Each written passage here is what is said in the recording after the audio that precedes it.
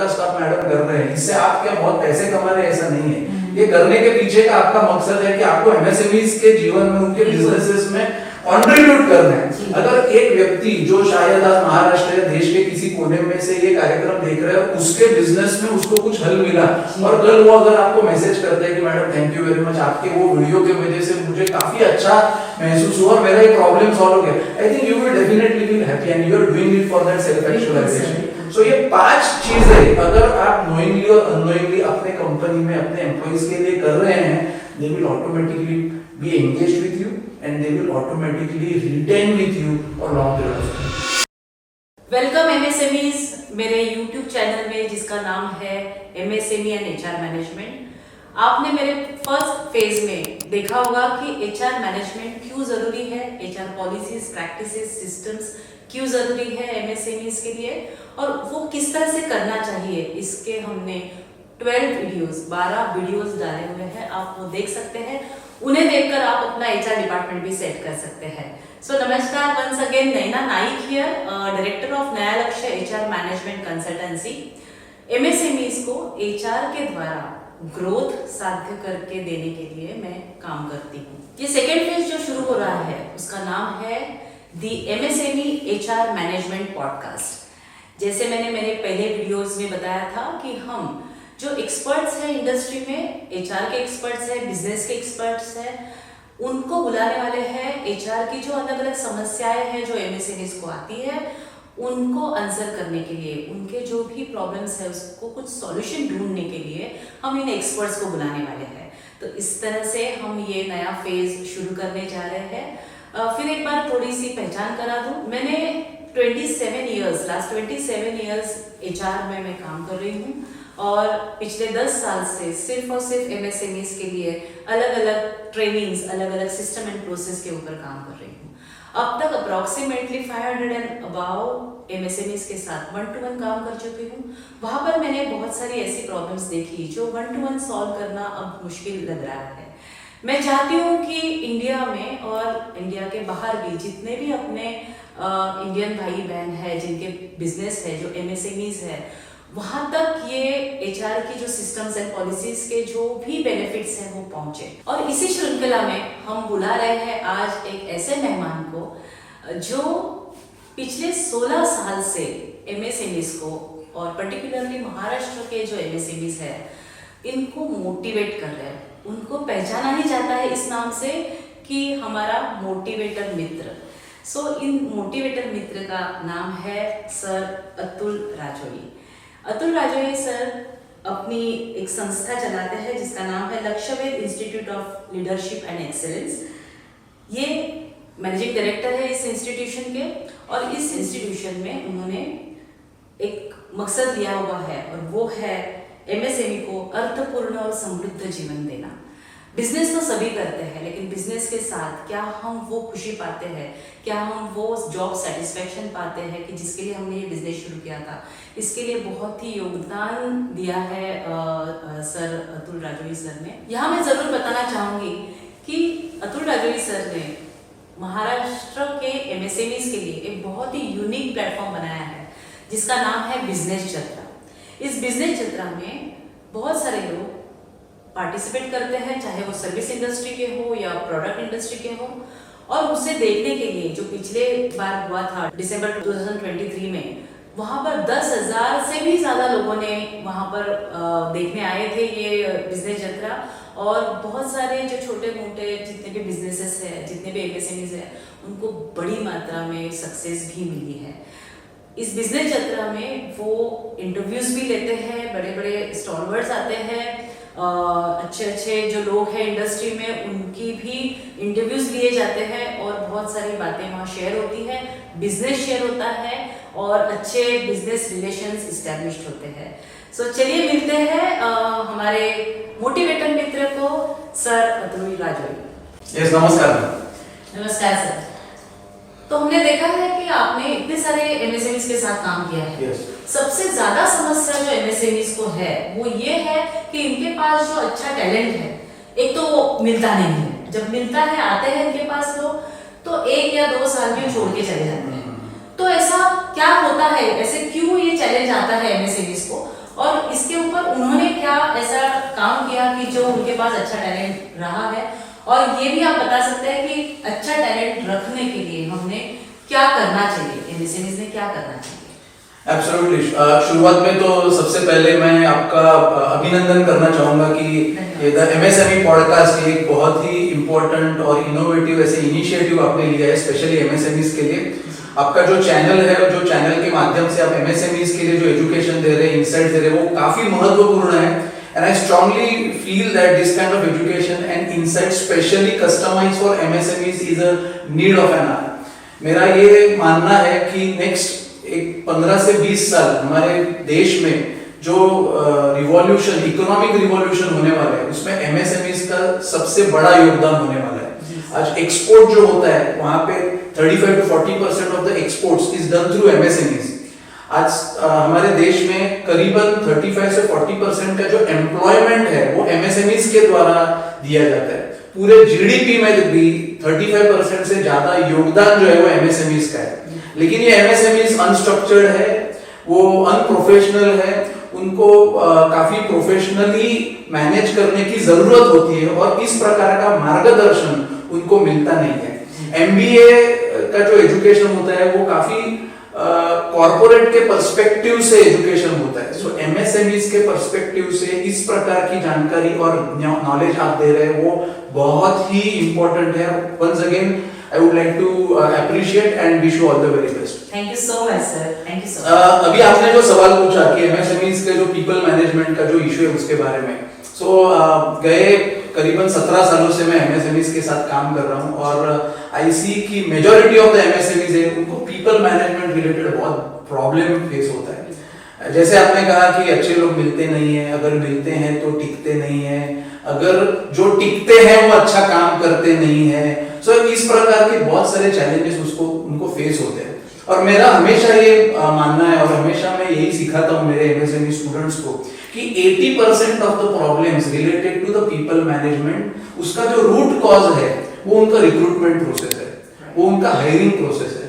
मैं people management strategy को broadly 5 अलग अलग सब स्ट्रेटेजीज में डिवाइड करता हूँ और लोगों को सिखाता हूँ। सो फर्स्ट स्ट्रेटेजी मैं बोलता हूँ हायर, उसके बाद में डेवलप, उसके बाद में मोटिवेट, उसके बाद में रिटेन और फिफ्थ रहता है फायर। अगर जरूरत पड़ी तो फायर करने की भी आपके पास एक स्ट्रेटेजी होनी चाहिए। इसमें की जो हायर और डेवलप, ये जो दो सब स्ट्रेटेजीज है, इसके लिए एमएसएमईज के पास कुछ भी प्रॉपर स्ट्रक्चर्ड या प्रोफेशनल यंत्रणा नहीं होती है और उसी के वजह से उनके पीपल मैनेजमेंट रिलेटेड इश्यूज जो रहते हैं वो उनको फेस होते हैं।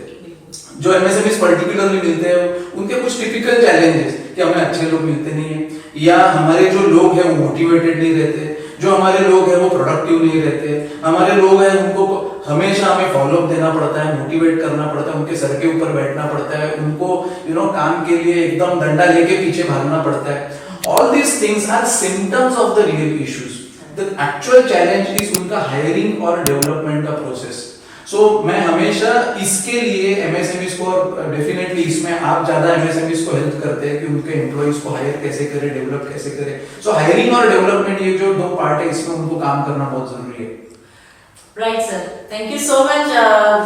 पहले ही सवाल में सर ने बहुत सारी चीजों का हमको बहुत अच्छा एक विवरण दिया है कि क्यों और कैसे ये रिटेंशन का जो मेन इशू है उसको कैसे हम देख सके, उसको किस नजरिए से देखना चाहिए। रादर सर मुझे और आगे पूछना है कि क्या एमएसएमई एक तो हायरिंग एंड डेवलपमेंट तो हमने देखा, तो उसकी प्रोसेस वगैरह जो है, जो मेरे पहले वीडियोस है उसमें रिक्रूटमेंट, प्री रिक्रूटमेंट, रिक्रूटमेंट और पोस्ट रिक्रूटमेंट कैसा होना चाहिए इसके बारे में बताया गया है। जो हमारा पहला फेज था उसका MSME HR management nurture and culture ये विषय था, फर्स्ट जो फेज था। तो उसमें मैंने बताया था कि भाई नर्चर और कल्चर करना चाहिए। तो क्या एमएसएमईज को चाहिए कि वो एक अच्छा कल्चर, एक अच्छा वातावरण, एक सकारात्मक वातावरण निर्माण करे अपने इंडस्ट्री में, जो डेवलपमेंट के साथ क्या ये सारी चीजें भी जरूरी है? कल्चर मतलब क्या होता है, मतलब कैसे कल्चर रखना चाहिए? सो पीटर ड्रकर का एक कोट है और पीटर ड्रकर ऐसा कहते थे कि your culture eats strategy for breakfast. So उसका मतलब ये है कि आपके बिजनेस में ट्रेमेंडस पोटेंशियल है, आपके बिजनेस के गोल्स भी बढ़िया है, आपके इंडस्ट्री में अपॉर्चुनिटीज भी काफी है, और उसके लिए आपका प्लान, आपकी स्ट्रैटेजी बहुत ऑन पेपर बहुत इफेक्टिव है, लेकिन आपके ऑर्गेनाइजेशन का कल्चर आपके स्ट्रैटेजी को दूसरे दिन ब्रेकफास्ट में खाके खत्म कर देगा।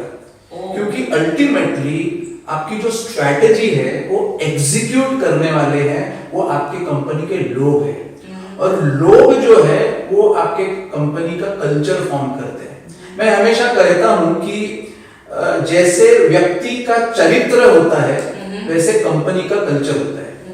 Like the company, the person has got a character, वैसे ही कंपनी का कल्चर होता है, और किसी भी आदमी का कैरेक्टर उसका डेस्टिनी डिफाइन करता है, उसी प्रकार से कंपनी का कल्चर उसका डेस्टिनी डिफाइन करता है। नाउ कल्चर ये बहुत ही इंपॉर्टेंट सब्जेक्ट है जिसके बारे में एमएसएमईज काफी ज्यादा डेप्थ में सोचते नहीं है, लेकिन एक ऐसी कहावत है कि if you don't build your culture consciously it will automatically build itself. What is the meaning of culture? Suppose आप एक घर पे जाते हो और वो घर में आपको दिखता है कि सब जगह पे भगवान के फोटोज है, अगरबत्ती का सुगंध आ रहा है, सब लोग एकदम ट्रेडिशनल कपड़े पहन के हैं, उनके माथे के ऊपर टीका है, तो वो देख के ही आपको समझ जाता है कि इस घर का कल्चर जो है वो धार्मिक है। इसी प्रकार से सपोज आप दूसरे घर में जाएंगे, वहां पे आप देखोगे सब लोग लिबरल है, हाफ पैंट में है, बनियान पहन के बैठे हैं, कुछ भी कैसा भी ऑर्गेनाइज नहीं है, सब डिसऑर्गेनाइज्ड है, तो उधर जाके ही आपको समझ जाएगा कि इनका घर का कल्चर फ्रीडम ओरिएंटेड है, लिबरेटेड ओरिएंटेड है। What does that mean? कि जिस ऑर्गेनाइजेशन में आप जाते हो ना, उस ऑर्गेनाइजेशन का माहौल देख के उस ऑर्गेनाइजेशन के कल्चर के बारे में आपको समझ जाता है। ये कल्चर आप घर पे बहुत बार हम लोग कॉन्शियसली बिल्ड करने की कोशिश करते हैं कि हमारे बच्चों में अनुशासन कैसे बिल्ड करें, बच्चों में अच्छी आदतें कैसे डालें, बच्चों में एक अच्छे विचार, अच्छे आचार कैसे हम लोग इम्बाइब करें, लेकिन क्या ये कल्चर हम अपने ऑर्गेनाइजेशन में भी बिल्ड करने की कोशिश करते हैं? 80% of the organisation particularly in the MSMEs वो कॉन्शियसली अपना कल्चर बिल्ड नहीं करते, और उनके एब्सेंस में जो एंटरप्रेन्योर्स रहते हैं उनके एब्सेंस में उनके एम्प्लॉइज एक कल्चर फॉर्म कर डालते हैं, और वो कल्चर डिसाइड करता है कि कंपनी का गोल, कंपनी का प्लान, कंपनी का स्ट्रेटजी कैसे एग्जीक्यूट होगा। सो जो एंटरप्रेन्योर्स है एमएसएमईज में, उनको बीच बीच में थोड़ा सोचना चाहिए कि अब मेरा कंपनी का माहौल कैसा है, मेरे कंपनी में अब मेरे जो एम्प्लॉइज है उनकी विचारधारा क्या है, उनका बिहेवियर कैसे है, उनका ओवरऑल हमारे बिजनेस में, हमारे ऑफिस में एक माहौल कैसा है। जब भी मैं नहीं होता हूँ और जब भी मैं होता हूँ वो माहौल सेम रहता है कि वो अलग रहता है? जब भी मैं रहता हूँ तभी सब चुपचाप डिसिप्लिन शांति से काम करे, और जब भी मैं नहीं रहता हूँ तभी पार्टी और धमाल चलता है, ऐसा कल्चर है? तो एक्चुअली धमाल और पार्टी का कल्चर एक्चुअली रियल कल्चर है। So when you are not there in your workstation, when you are not there in your office, तभी आपके कंपनी में जो होता है ना माहौल, वो आपके कंपनी का रियल कल्चर है। अगर वो कल्चर एम्प्लॉइज को फ्लरिश होने को फायदेमंद होता है, अगर वो कल्चर वो एम्प्लॉइज को ग्रो होने को ज्यादा एनकरेज करता है, तो employees will definitely want to be with you in that company, otherwise they will not be there with you. So जो सर ने बताया उसमें कहावत है, यथा राजा तथा प्रजा। एब्सोल्युटली। सो आप जैसे हैं आपके एम्प्लॉइज वैसे बिहेव करेंगे, आप जैसे उनके साथ व्यवहार करेंगे वो भी आपके साथ व्यवहार करेंगे। तो मेरा जो अगला क्वेश्चन है वो कहीं ना कहीं इससे ही जुड़ा हुआ है सर, कि हम एचआर की पॉलिसीज बनाते हैं, हम जाते हैं as a consultant, HR consultant, हम पॉलिसीज बनाते हैं, सिस्टम्स बनाते हैं, डॉक्यूमेंटेशन बनाते हैं। बहुत सारे एसएमईज को तो ये भी नहीं पता होता है कि जो अपॉइंटमेंट लेटर है वो एक लीगल डॉक्यूमेंट है, वो आपके फायदे का है। अगर आप उनके साथ अपॉइंटमेंट लेटर्स में टर्म्स एंड कंडीशंस अगर आप डालें, तो ये टर्म्स एंड कंडीशंस बनाना, ये एचआर पॉलिसीज बनाना, ये सारे सिस्टम्स बनाना, ये प्रोसेसेस लिखना, तो ये क्या जरूरी होता है कल्चर सेट करने में? और एक विजन जैसे बनाते हैं ना हम, जहां भी जाते हैं ऐसे विजन बड़े अक्षरों में लिखा गया होता है, पता नहीं वो उसको फॉलो करते हैं या नहीं करते हैं, तो इसका कैसे इम्पैक्ट होता है एम्प्लॉइज पर? और ये कल्चर जिसका अभी आपने जिक्र किया, तो ये जो कल्चर है क्या ये प्रोसेसेस, पॉलिसीज, प्रैक्टिसेस में रिफ्लेक्ट होता है? अगर हम विजन सेट करें, पॉलिसी सेट करें, कैसे होता है सर? बहुत ही आपने एकदम नाजुक विषय को छेड़ा है, और इस बारे में मैं हमेशा बहुत ज्यादा I speak about it very passionately. Yes. सो आपने बताया कि ऑर्गेनाइजेशन में सिस्टम प्रोसेसेस और ऑल दिस लीगल डॉक्यूमेंटेशन की जरूरत है क्या?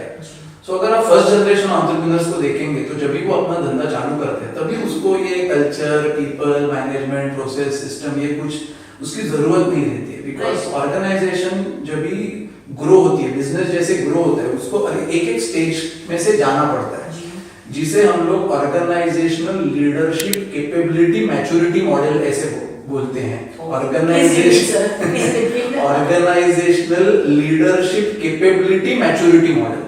सो चलिए तो हम लोग ये वीडियो जब भी हो रहा है तभी हम लोग ये स्क्रीन के ऊपर दिखा सकते हैं। सो फर्स्ट लेवल पे जो ऑर्गेनाइजेशन होती है वो इनफॉर्मल ऑर्गेनाइजेशन होती है, जहाँ पे वन मैन शो चलता है। क्यों सपोज मैं एंटरप्रेन्योर हूँ, मुझे ही सब कुछ आता है, झाड़ू मारने से लेके मेरे ऑफिस का दरवाजा खोलने से लेके सब कुछ मैं करता हूँ, अकाउंटिंग लेके, हिसाब से लेके, सेल्स से लेके, सर्विस से लेके सब कुछ मुझे करना पड़ता है। लेकिन एक स्टेज ऐसी आती है कंपनी में, बिजनेस में, जब भी मेरा कंपनी का काम करने के लिए मुझे एम्प्लॉइज की जरूरत पड़ती है, and that is the time I start recruiting people. तभी रिक्रूटमेंट वगैरह ऐसा कुछ नहीं रहता है, तभी बिजनेस बहुत छोटा रहता है, टर्नओवर भी ज्यादा बड़ा नहीं रहता है, लेकिन एक हमें लगता है कि अभी हमको कामकाज संभालने के लिए लोगों की जरूरत पड़ेगी, और तभी जो लोग आते हैं ना कंपनी में, वो एकदम highly talented, capable, qualified, experience, experts नहीं आएंगे। तभी सबसे पहले लोग कौन आएंगे? जिनको आप भरोसा रख सकते हैं। और इस टाइम पे सबसे पहले लोग जो आते हैं ना, घर के लोग आते हैं। वो कोई तो एक मेरे चाचा का लड़का है, वो उसने एजुकेशन छोड़ दिया है, उसको सारा कोई खड़ा नहीं करता है, पहला उसको आप ले लेते हैं अपनी कंपनी में, वो आपको सस्ते में और भरोसे वाला आदमी मिल जाता है। दूसरा कोई आपको जिसका कम ज्यादा सीखना ज्यादा हुआ नहीं है, लेकिन again who is something on whom you can rely upon। ऐसे 3-4 लोग आते हैं जहाँ पे रिक्रूटमेंट वगैरह कुछ होता नहीं है, it is more of a trust, it is more of a भरोसा, और ऐसी वो टीम बनके एक लगान टीम के जैसे काम होता है। ये सेकंड लेवल की ऑर्गेनाइजेशन है, सीएमएमएल लेवल 5 पे, सीएमएल लेवल्स में। ये कंपनी को हम लोग बोलते हैं कंट्रीब्यूटिंग टीम मेंबर्स। मतलब यहाँ पे आपके साथ 4-5 लोग आते हैं जो अभी अलग अलग काम करने के लिए आपके साथ जुड़े हैं। यहाँ पे जो भी आज आप काम कर रहे हो वो दूसरे को काम सौंपाना पड़ता है, और इसके वजह से थोड़ा बहुत डॉक्यूमेंट आता है कि ये काम हमारे यहाँ पे कैसे करना चाहिए, कस्टमर को सर्विस देना है तो कैसे करना चाहिए, बिल बनाना है तो कैसे करना चाहिए, कोटेशन बनाना है तो कैसे करना चाहिए, ये सब नॉर्मल डॉक्यूमेंटेशन आता है। और यहाँ ये एक अच्छी साइन है कि आपकी कंपनी ग्रो हुई है, इसके लिए आपको एम्प्लॉइज लग रहे हैं, आपकी कंपनी ग्रो हो रही है, इसके लिए आपको ऑफिस की जरूरत पड़ रही है। और उसके बाद थर्ड लेवल आती है। Now this is where actually processes, systems, structure, professional organization building comes, and this third level is called as competent manager. This third level is called as integrated. इसका मतलब क्या है कि अभी जो आप लोग मिलके काम कर रहे हो, सिर्फ लोग एक झुंड रह के चलने वाला नहीं है। यहाँ पे आपको डिपार्टमेंटलाइजेशन करना पड़ेगा, यहाँ पे आपको एक प्रोसेस डिफाइन करनी पड़ेगी, यहाँ पे आपको ऑर्गेनाइजेशन डिसेंट्रलाइज करनी पड़ेगी, आपको एक अलग अलग फंक्शंस के हिसाब से काम करना पड़ेगा। अभी यहाँ पे लोगों की संख्या, लोगों की तादाद जो है वो और भी बढ़ने लगती है, और अगर आपको लोगों को मैनेज करना है, अगर आपको काम को मैनेज करना है, तो प्रोसेस और सिस्टम्स के हिसाब से ही आपको आगे बढ़ना पड़ेगा। और ये करते टाइम कंपनी का जो स्पिरिट है, कंपनी का जो पर्पस है, कंपनी का जो विजन है, वो भी इंटैक्ट रखना पड़ेगा। And this becomes very challenging aspect for any entrepreneur. और जैसे आपने बोला कि विजन है, मिशन है, मैं तो देखता हूँ कि बहुत सारे एंटरप्रेन्योर जो रहते हैं वो तो रोजमर्रा के काम करते हैं, उन्होंने विजन या मिशन, वो सिर्फ कभी कभी एड एजेंसी को, वेबसाइट बनाने वाले को या ब्रोशर बनाने वाले को, कंटेंट राइटर को, उन्होंने वो नाम काम सौंपा हुआ रहता है, लेकिन उन्होंने एक्चुअली कंपनी के विजन के बारे में इतने डेप्थ से सोचा नहीं होता है, और वहां से कुछ हद तक कंपनी में ब्यूरोक्रेटिक एक कल्चर की स्थापना होती है, which is very dangerous. And that is why कि आप सिस्टम या प्रोसेस कर रहे हो, उसके बारे में there is no doubt about it, वो होना ही चाहिए, लेकिन ये सिस्टम और प्रोसेस किस लिए लाए हैं? तो काम कंपनी का आसान करने के लिए, काम कंपनी का प्रोडक्टिव करने के लिए। लेकिन इससे कंपनी का काम आसान नहीं हो रहा है, इससे कंपनी का काम प्रोडक्टिव नहीं हो रहा है, तो that is the obstacle. Okay, so इसके लिए मैं हमेशा बोलता हूँ, आपके वैल्यूज जो है, आपकी जो विचारधारा है वो कभी नहीं बदलेगी, लेकिन अगर जरूरत पड़े तो आपके सिस्टम प्रोसेस में बदलाव लाने के लिए आपको इनिशिएटिव लेना चाहिए। आपके जो प्रोसेसेस है उसमें चेंजेस लाने के लिए आपको इनिशिएटिव लेना चाहिए। सिस्टम प्रोसेस आपके लिए है, आप उसके लिए नहीं हो। सिस्टम प्रोसेस आपके कंपनी को बेहतर बनाने के लिए। Okay, so you should have that open mind as per the world is changing, as per the technology is changing, as per the market is changing, as per the industries are changing. You should be flexible enough to change the processes, to change the systems in your company. So system process बदलने के लिए आप open mind रखो, लेकिन आपकी विचारधारा है उसके बारे में आप stubborn होने चाहिए, उसके बारे में आप ज्यादा particular होना चाहिए. So ये एक part leadership है और एक part management है. आपकी जो विचारधारा है, आपका जो विजन है वो लीडरशिप का काम है, और मैनेजमेंट जो है वो सिस्टम प्रोसेस का काम है। Right sir, I am taking this opportunity to ask you, जो मेरा खुद का प्रॉब्लम है, जो मैं एमएसएमईज के पास जाती हूँ, वो मुझे हायर करते हैं कि भाई आओ हमारे यहाँ सब सिस्टम एंड प्रोसेस है, ये एम्प्लॉइज को ठीक से काम नहीं करते हैं, उनको उनका जेडी बना के दो, उनका की रिजल्ट एरिया बना के दो, ये सब, और हम ये सब करते हैं। करते हुए मुझे ये महसूस होता है, ये मैंने देखा हुआ है कि जो टॉप मैनेजमेंट है वो खुद के, जैसे आपने कहा कि विचारधारा होती है, वो खुद चेंज नहीं होते हैं। तो हम क्या करते हैं कि एम्प्लॉइज को बताते हैं ऐसा करना चाहिए, वैसा करना चाहिए, लेकिन जो टॉप मैनेजमेंट है उन्होंने चेंज होना चाहिए, जो जिसे हम एक ऑर्गेनाइजेशनल ट्रांसफॉर्मेशन जिसे कहा जाता है, और वो जो थोड़ा बहुत कठिन होता है, क्योंकि वो नहीं छोड़ते ना अपना, वो जो उनका जो आज तक ट्रेडिशनली जो काम कर रहे हैं ना, वो छोड़ते नहीं है, उसी तरह से काम करते रहते हैं। तो इसके लिए क्या सिर्फ ट्रेनिंग एंड डेवलपमेंट जरूरी है? ट्रेनिंग एंड डेवलपमेंट तो जरूरी है, लेकिन training and development top management से शुरू होना चाहिए, क्या ये जरूरी है? दूसरा, क्या एम्प्लॉइज को अगर हम ट्रेनिंग दे तो उनकी डेवलपमेंट, जिसे हम करियर ग्रोथ का कहते हैं, तो वो करियर ग्रोथ भी अगर हो तो इसको आप किस तरह से सर बताएंगे कि क्या होना चाहिए? थोड़ी देर पहले आपने एक कहावत कही थी, यथा राजा तथा प्रजा। सो मराठी में भी एक कहावत है, बोले तैसा चाले त्याची वंदावी पाऊले। सो और एक कहावत है, जो देखा वही सीखा। So people will listen what you say, but they will do what they see. Okay, so if you want your employees to follow certain rules, if you want your employees to follow certain process, first of all you should, as an entrepreneur, should demonstrate it yourself first. Because they are going to imitate you, they are going to follow you, they are going to see you, and they are going to do what you are doing. So सबसे important चीज, it is not that कि मैं सिर्फ गले में एक board पकड़ के खड़ा रहूंगा, तुमको सबको ये करना है और ये सब मुझे लागू नहीं होता है, ये सब तुम्हें लागू होता है।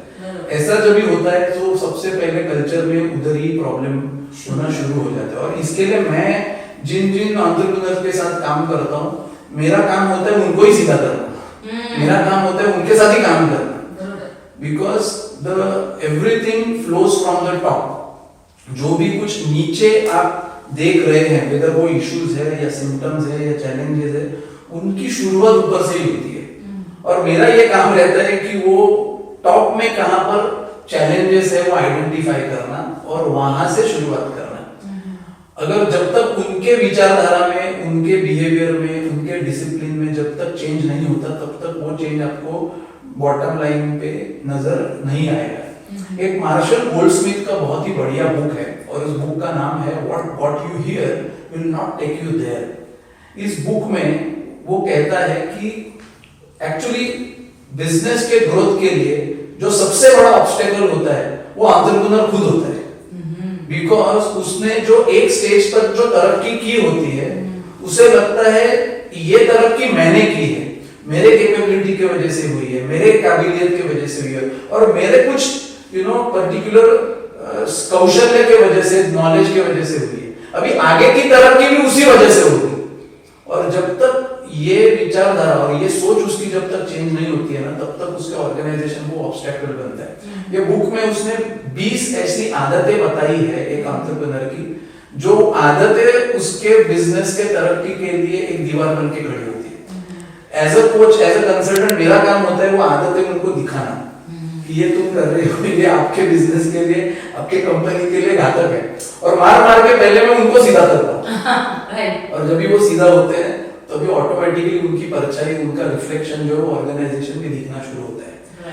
कंपनी में बहुत सारे एंटरप्रेन्योर का ऐसा भी रहता है कि वो ट्रेनिंग का कल्चर होना चाहिए, डेवलपमेंट का कंसेप्ट कल्चर होना चाहिए, जो मुझे लगता है कि बहुत अच्छा उनका ये थॉट होता है, क्योंकि एजुकेशन विल नेवर एंड।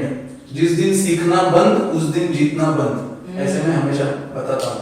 आप ये देखिए गए 1-1.5 सालों में कितनी चीजें रैपिडली बदल रही है। आज भी हम लोग देख रहे हैं आर्टिफिशियल इंटेलिजेंस आपके रोजमर्रा की जिंदगी का हिस्सा होने को जा रहा है। अगर आपके एम्प्लॉइज को आप ज्यादा प्रोडक्टिव बनाना चाहते हो, आपके एम्प्लॉइज को आप ज्यादा पॉजिटिव रखना चाहते हो, आपके एम्प्लॉइज को भी आप ग्रो करना चाहते हो, तो उनके नॉलेज के ऊपर, उनके स्किल्स के ऊपर, उनके एटीट्यूड के ऊपर भी काम कंसिस्टेंटली होना जरूरी है। हम लोग बहुत सारे ट्रेनिंग प्रोग्राम ऑर्गेनाइज करते हैं, उसमें we encourage entrepreneurs to bring their employees along with them.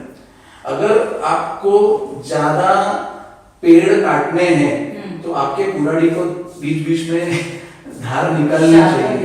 You have to sharpen your saw.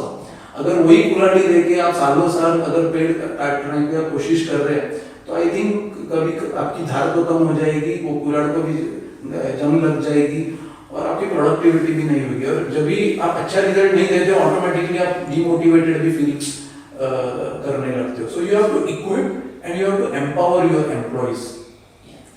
Right sir, जो स्टीफन कोवे की जो बुक है 7 habits of the highly effective people, उसमें जो बी प्रोएक्टिव का जो कांसेप्ट है, तो ये यहाँ भी लागू होता है कि आप एम्प्लॉइज को बोले कि उनको सीधा करो, उनको ठीक करो, आपने प्रोएक्टिवली उसमें सहभाग लेना जरूरी है। बहुत ही अच्छी तरह से आपने ऐसा बताया।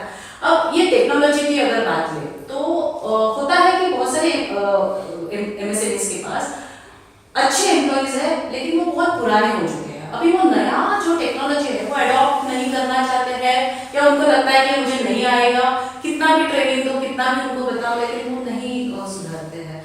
तो अभी ये जरूरी नहीं कि उनको एलिमिनेट किया जाए। एट द सेम टाइम एक हमको जो रफ्तार के साथ ना, एक जो चल रहा है आजकल जो इंडस्ट्री में, उस रफ्तार के साथ रेस में रहना भी है। तो इसको कैसे इस गैप को कैसे पार करें sir? Change is the only permanent thing in this world, whether it is a technology or whether it is market or whether it is your own product and services. Yes. Any visionary product and service will always have the beginning, it will have growth, it will have maturity and it will have the end. So किसी भी चीज का शुरुआत है तो उसका अंत भी है। तो मैं हमेशा ऐसा कल्चर करने एनकरेज करता हूँ कि आपके कंपनी में एक लर्निंग कल्चर होना चाहिए। You should always have a culture where people are flexible, where people are ready to take challenges and ready to change. अभी आपने बताया कि कुछ कंपनीज ऐसे रहती है बहुत सालों से है और उनके कुछ एम्प्लॉइज है वो बहुत शुरुआत से है, उनके साथ अभी एक अलग नाता बन चुका रहता है, उनके साथ एक अलग लॉयल्टी होती है और वो थोड़े से एज के पर्सपेक्टिव से ऐसे मुकाम पे पहुंचे हुए रहते हैं कि वो अभी काफी रिजिड बन चुके हैं, अभी काफी इनफ्लेक्सिबल हो गए हैं। अगर वो कंपनी का उनका जो स्थान है वो अगर अविभाज्य है, मतलब इररिप्लेसेबल है, वो काफी सीनियर है, तो आई थिंक उनको आपको एक रिस्पेक्टफुल जगह देके उनको एक ऐसा कुछ तो पोजीशन या डेजिग्नेशन देके अपने साथ रिटेन करना चाहिए जो उनको मान सम्मान भी दे और उनको कंपनी में एंगेज भी रखे। लेकिन आप ऐसी कौन सी पोजीशन उनको दे रहे हैं जो बहुत क्रिटिकल है, जो बहुत क्रूशियल है, और वो पोजीशन को फ्लेक्सिबल होना और चेंज होना ज्यादा जरूरी है। और वो आदमी अगर चेंज नहीं हो सकता तो it will become a very big bottleneck for the company. So generally मैं देखता हूँ कि जिन्होंने अपना पूरा लाइफ 35-40 इयर्स एक स्पेसिफिक कामकाज करके ही बिताया है और अभी का जो चेंज हो रहा है गए 5-10 सालों में वो उनको नहीं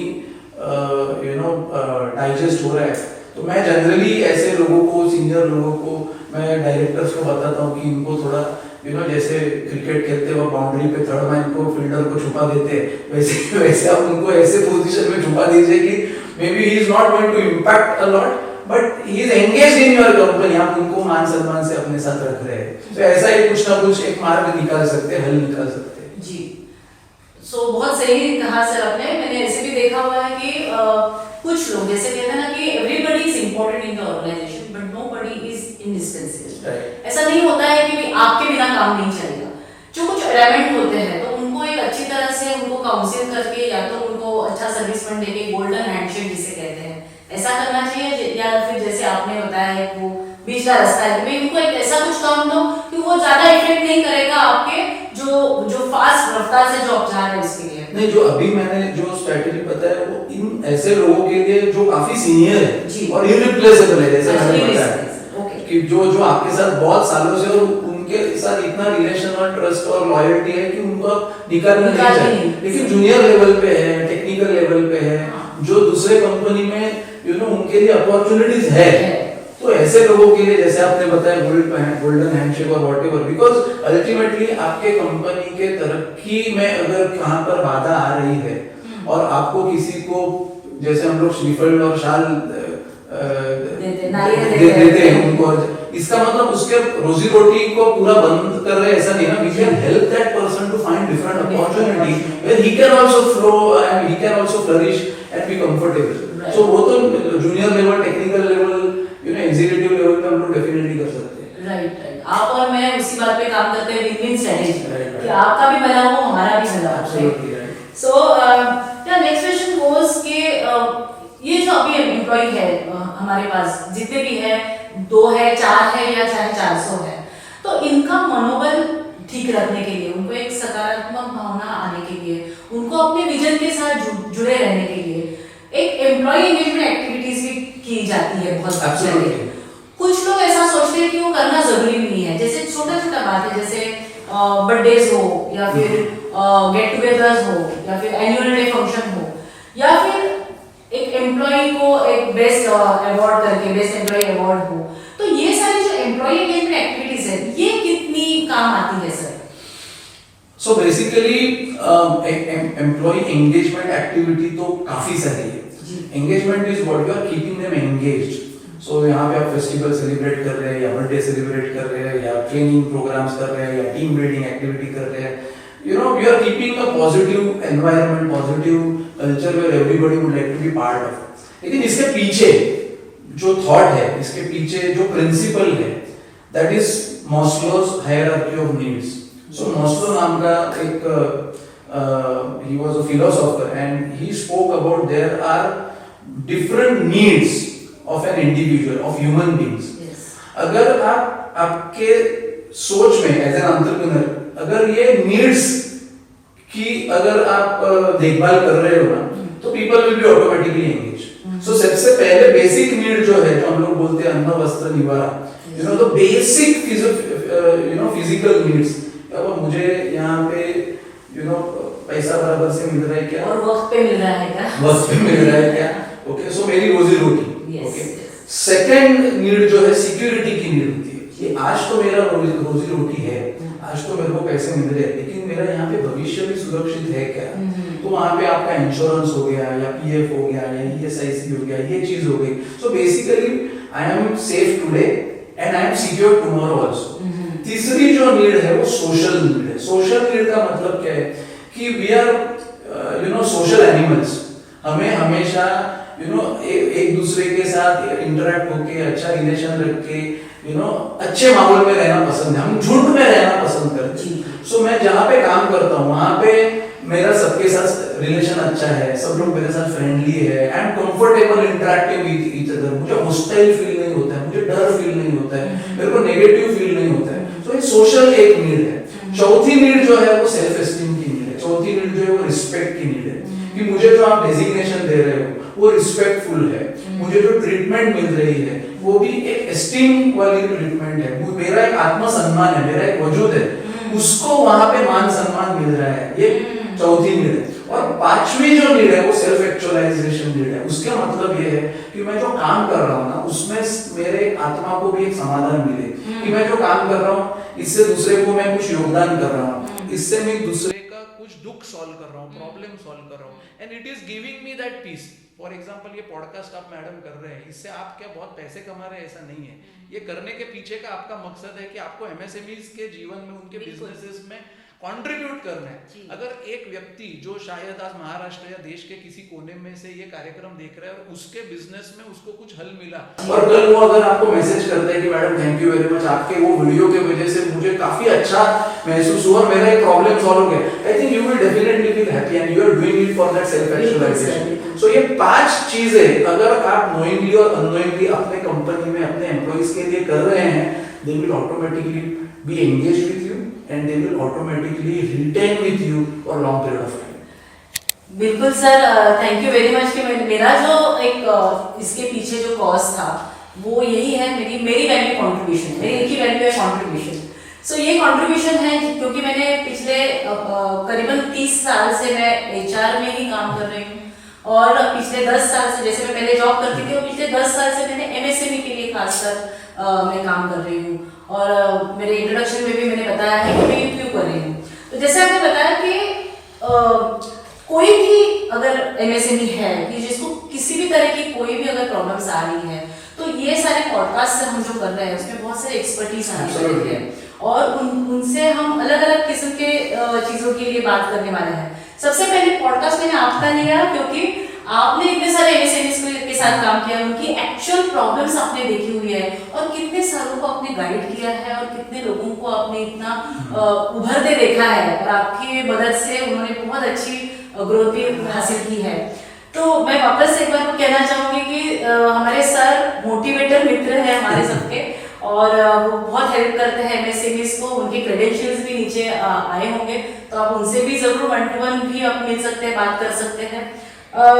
तो अभी हम लास्ट क्वेश्चन की तरफ जा रहे हैं जो मेरा पेन एरिया है कि हम सिस्टम्स तो बहुत बनाते हैं, प्रोसेस भी बनाते हैं, ट्रेनिंग्स एंड डेवलपमेंट भी देते हैं, चलो टेक्नोलॉजी आई थी उसके भी हम लोग उनको ट्रेनिंग्स दे देते हैं।